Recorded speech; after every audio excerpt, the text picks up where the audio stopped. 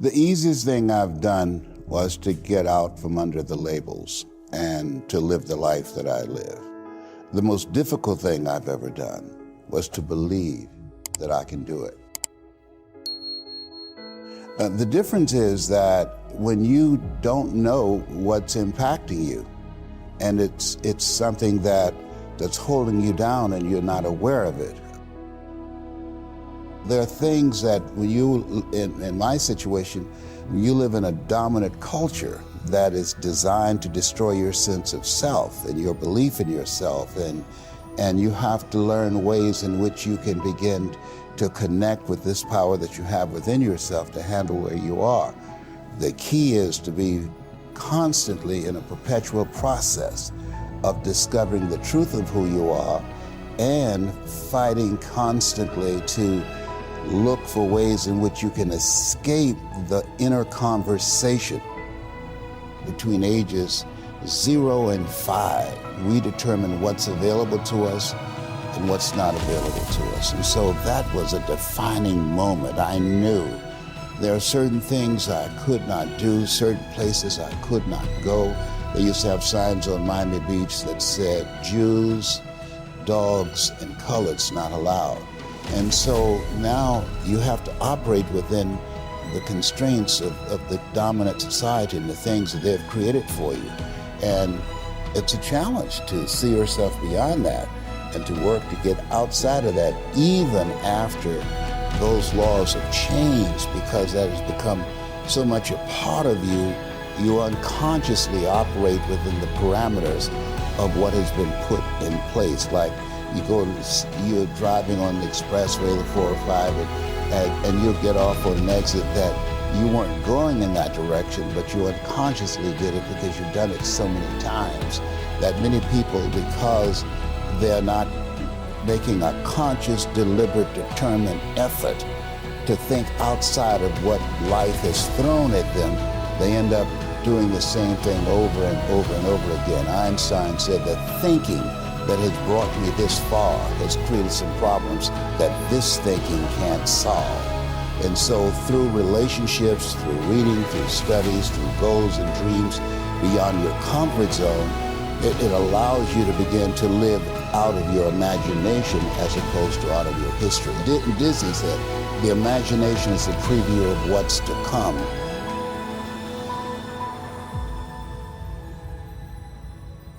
They have to expose themselves to something that will give them a different vision of themselves. And in addition to that, they have to put themselves in a community of what I call OQP, only quality people. A gentleman who dramatically transformed my life, I was a junior at Booker T. Washington High School in Miami, Florida, and I went in his class looking for another friend, and he said, go to the board and work this problem out for me. I said, sir, I can't do that. He said, why not? I said, I'm not one of your students. He said, do it anyhow. And the other kids started laughing, saying, he's Leslie, he's DT. And he said, what's DT? His brother is smart, but he's the dumb twin.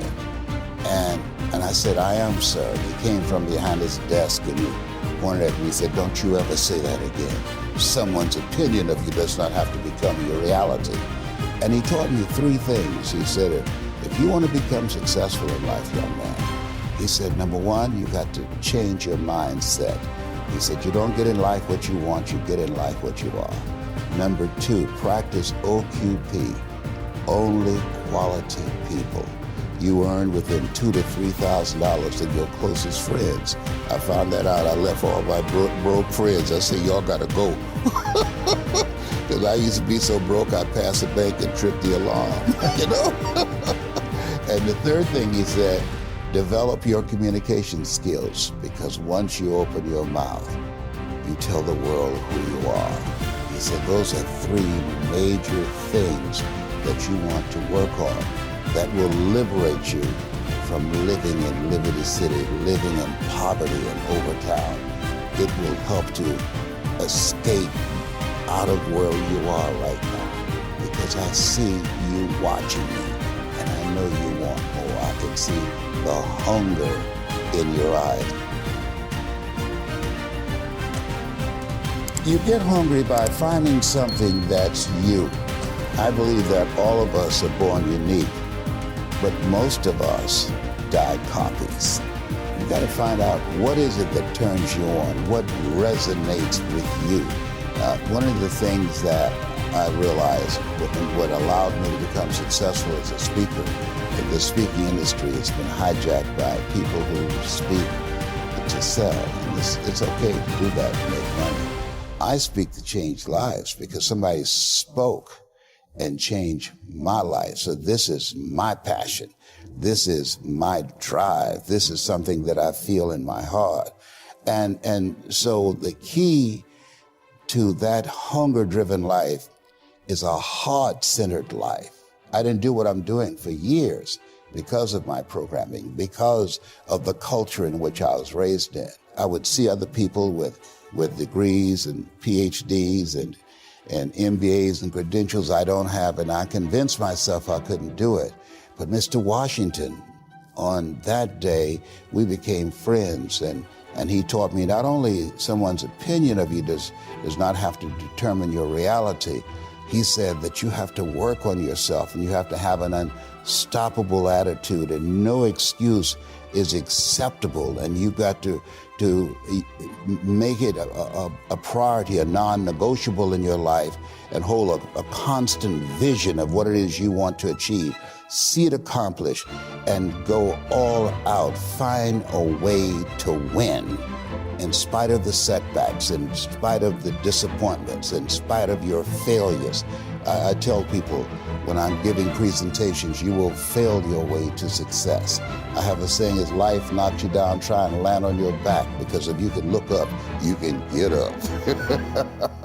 And so those experiences of going after goals that's beyond your comfort zone, and having relationships that will challenge you, and surrounding yourself with coaches and mentors who can take you to a place within yourself that you can't go by yourself because you can't read the label when you're locked in the box.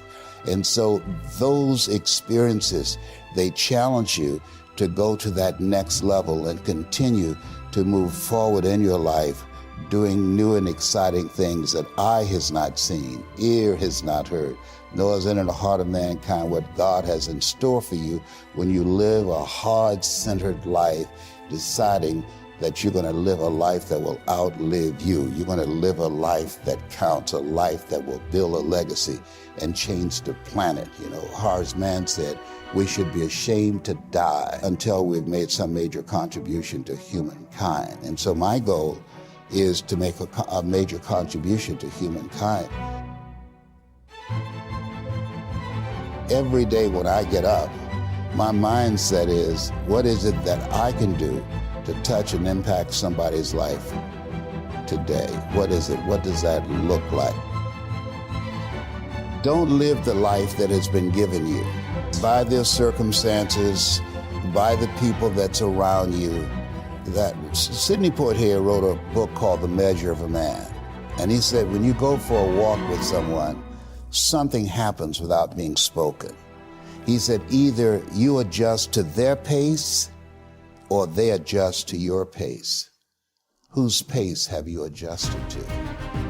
And so there are things that we pick up and we think that they're our choices, but they're choices that we've been programmed by life to do. When we leave our homes in the morning, we're bombarded with over 6,000 advertising hits through Facebook, through Twitter, through Instagram, through television, through our phones and through our communities, and through the computers. And so all of these things are impacting us every day.